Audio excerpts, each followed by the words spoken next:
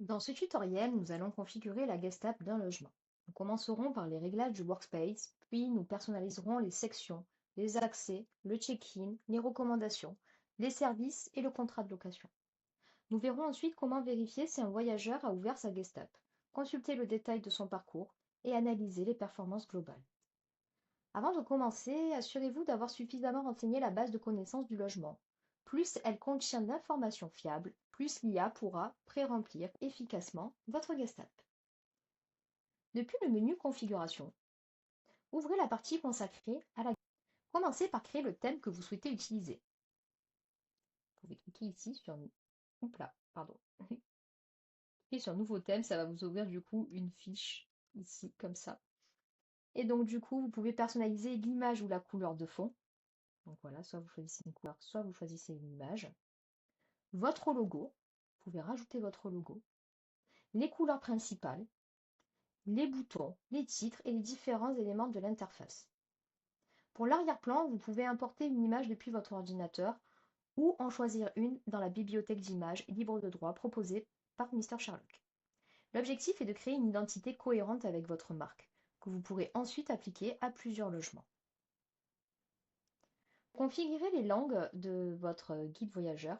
Choisissez votre langue par défaut.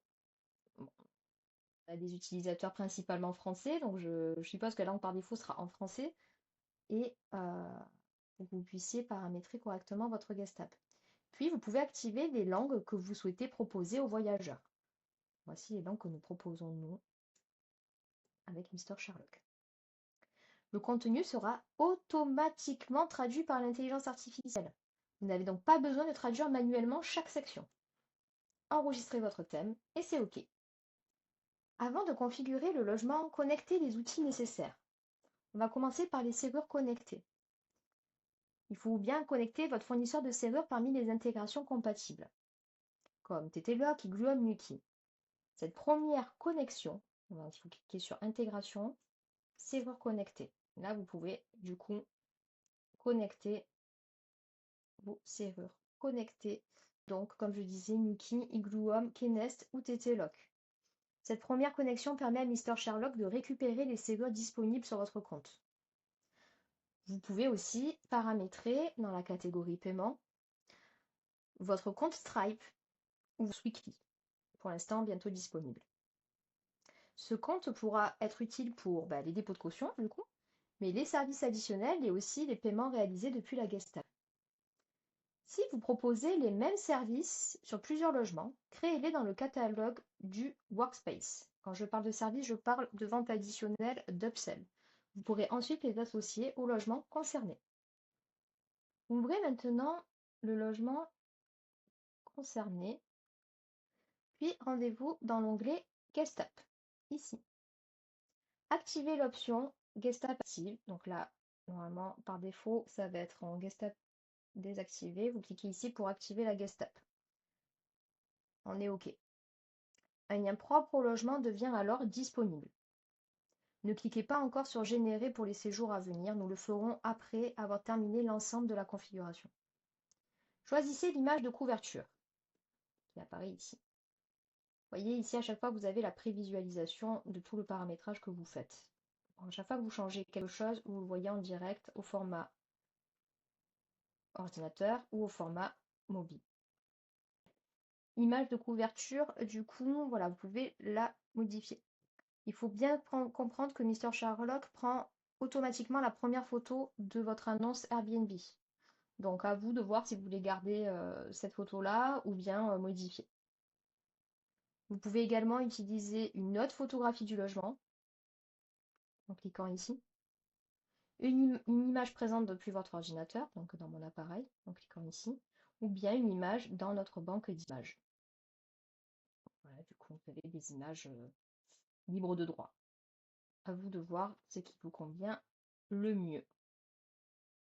Appliquez ensuite le thème que vous avez configuré sur votre workspace.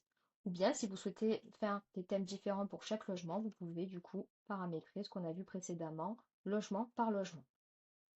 Allons sur l'onglet Section.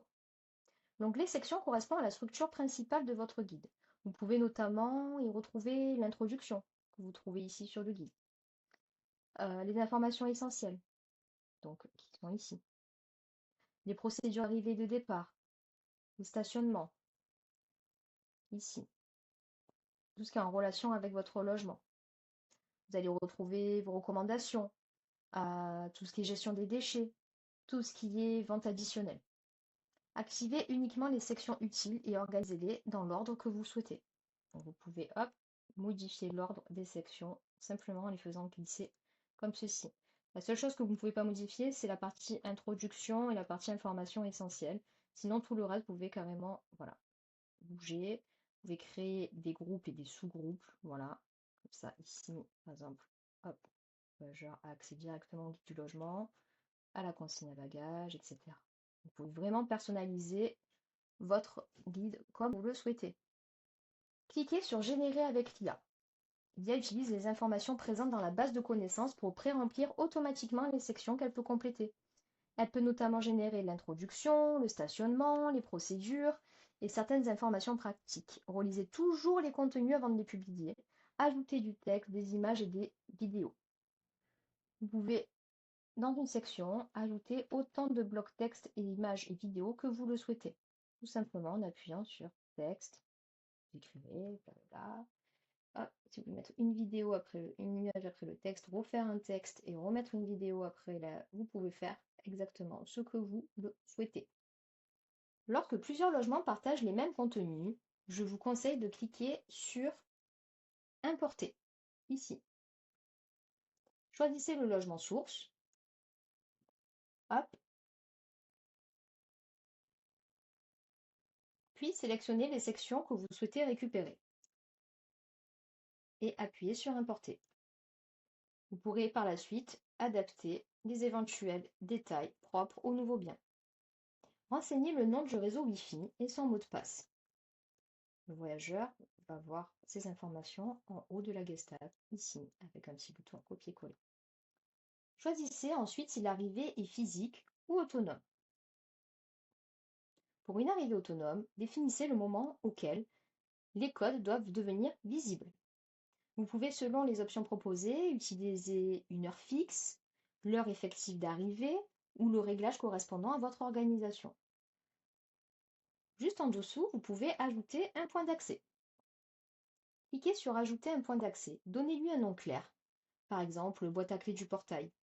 Pour un accès mécanique, saisissez directement le code de la boîte à clé. Pour une serrure connectée, commencez par l'associer au logement. Logement, paramètres, intégration. Et là, ajoutez une serrure. Et vous choisissez quelle serrure vous souhaitez associer à ce logement. Une fois que c'est fait, vous pouvez aller dans la Gestapo et du coup, sélectionner la serrure qui est associée au logement en cliquant sur Ajouter. Vous pouvez créer autant de points d'accès que nécessaire et utiliser plusieurs fournisseurs sur un même logement. Par exemple, une serrure Nuki pour la porte de l'immeuble, une serrure Igloom pour la porte de l'appartement. Dans l'onglet Check-in, choisissez, hop là, ici, voilà. Dans l'onglet Check-in, choisissez les informations que le voyageur devra compléter. Vous pouvez notamment activer la fiche de contact, la fiche de police, la caution et le contrat de location. Pour paramétrer la caution, la connexion du compte de paiement a été réalisée au niveau du workspace comme vu précédemment. Rendez-vous maintenant dans le logement, dans Paramètres, Caution. Vous appuyez sur Caution activée et là, vous pouvez du coup paramétrer toutes les infos correspondant à votre caution. Revenez ensuite dans la Gestapo et activez bien le check-in en ligne. Cette activation est nécessaire pour permettre au voyageur d'effectuer sa caution depuis son espace. Dans l'onglet Recommandations, vous pouvez demander à Mr Sherlock de rechercher automatiquement, ici en cliquant sur ce petit bouton de baguette magique, de rechercher automatiquement les meilleures adresses autour du logement. Vous pouvez notamment ajouter des restaurants, des boulangeries, des activités, des transports, des commerces, ou alors des lieux culturels. Vous pouvez également rechercher manuellement un établissement en cliquant sur Ajouter. On va noter mon resto préféré sur Bordeaux. On coche, hop, et vous voyez, Hop, vous pouvez sélectionner, choisir la catégorie, qu'est-ce que c'est, donc du coup un restaurant, et tout va s'intégrer automatiquement, l'adresse, le numéro de téléphone, la note, le niveau de prix et le site web s'il en existe un. On peut aussi récupérer tout ce qui est horaire d'ouverture si ces données sont publiques sur Google. Lorsque plusieurs logements se trouvent dans le même secteur, cliquez sur Importer, reprendre les recommandations du Note Guest App. Allons sur l'onglet Services. Dans l'onglet Services, vous pouvez associer les prestations créées dans le catalogue du Workspace, donc pour vos upsells. Cliquez sur Depuis le catalogue, ici, puis sélectionnez les services disponibles sur ce logement. Vous pouvez également créer une prestation spécifique à ce bien en cliquant sur Ajouter. Par exemple, accès privatif au spa de la villa. Le bouton, hop là, ici, voilà. Le bouton Importer, toujours pareil, vous permet de reprendre les services déjà configurés sur un autre logement. Leur configuration détaillée est présentée dans le tutoriel consacré aux services additionnels. L'onglet Social et pub. Ici, vous pouvez rajouter les liens que vous souhaitez présenter à votre voyageur. Cela peut être votre site internet, votre Instagram, votre LinkedIn, votre page Facebook. Voilà, c'est vous qui voyez quels sont les réseaux sociaux que vous souhaitez mettre en avant sur votre guide et ils s'afficheront en bas du guide ici, voilà, avec des liens cliquables. C'est ici aussi que vous allez pouvoir paramétrer vos encarts publicitaires. Un restaurant partenaire, un chauffeur, un commerce local, vos propres services, votre bagagerie ou un autre logement de votre parc. Vous êtes libre de proposer ou de vendre cet espace. Mister Sherlock ne prélève aucune commission sur cet encart et ne prélève aucune commission sur vos ventes additionnelles.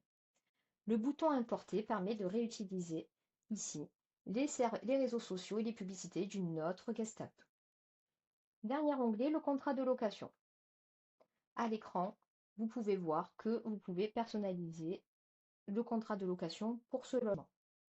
Pour les réservations directes, vous pouvez demander aux voyageurs de signer un contrat depuis la guest app. Deux solutions sont disponibles. Utilisez le modèle Mister Sherlock. Vous pouvez sélectionner le contrat proposé dans la plateforme. Les principales informations du séjour seront automatiquement intégrées. Ou bien créer votre propre contrat. Vous pouvez également rédiger votre propre modèle. Utilisez les shortcodes disponibles pour insérer automatiquement. Hop là, comme vous pouvez le voir, et ici vous pouvez sélectionner du coup des shortcodes. Pour ceux qui ne savent pas, même si je pense que vous êtes peu nombreux à savoir ce que c'est un shortcode c'est ce qui va permettre de personnaliser le contrat avec le bon nom du voyageur, le logement, les dates du séjour, le nombre de voyageurs, les montants, etc. Lors de la génération, les shortcodes sont remplacés par les noms réels du séjour. Une fois que vous avez terminé complètement de paramétrer votre guest app, je vous conseille de voir la petite prévisualisation au format mobile, puisque la plupart des voyageurs vont ouvrir votre guest app sur leur téléphone, voir le rendu, si cela vous correspond à votre identité de marque. Est-ce que ça correspond justement aussi à l'ordre que vous souhaitiez mettre en place au niveau des informations. Voilà, vous pouvez tout vérifier avant de publier complètement cette guest app. Une fois que vous avez contrôlé le rendu, revenez dans l'onglet Apparence ici, donc là où je suis actuellement, et vérifiez que la guest app est bien activée. Cliquez ensuite sur Générer pour les séjours à venir. Vous cliquez ici. Cette action crée l'espace personnalisé des voyageurs, dont les réservations sont déjà présentes dans Mister Sherlock. Elle doit être déclenchée une seule fois après la configuration complète de la guest app. Les nouvelles réservations en bénéficieront ensuite automatiquement. Vous pouvez maintenant copier le lien et l'intégrer dans vos messages programmés ou bien utiliser la Smart Journée de Mister Sherlock. Ouvrez maintenant une conversation voyageur.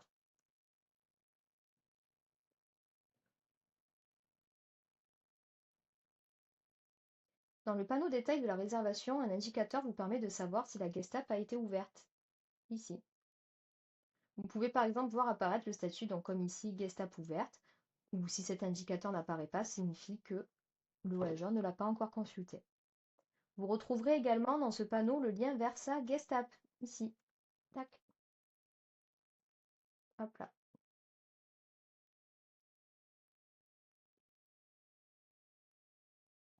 Cette information est particulièrement utile à l'approche de l'arrivée.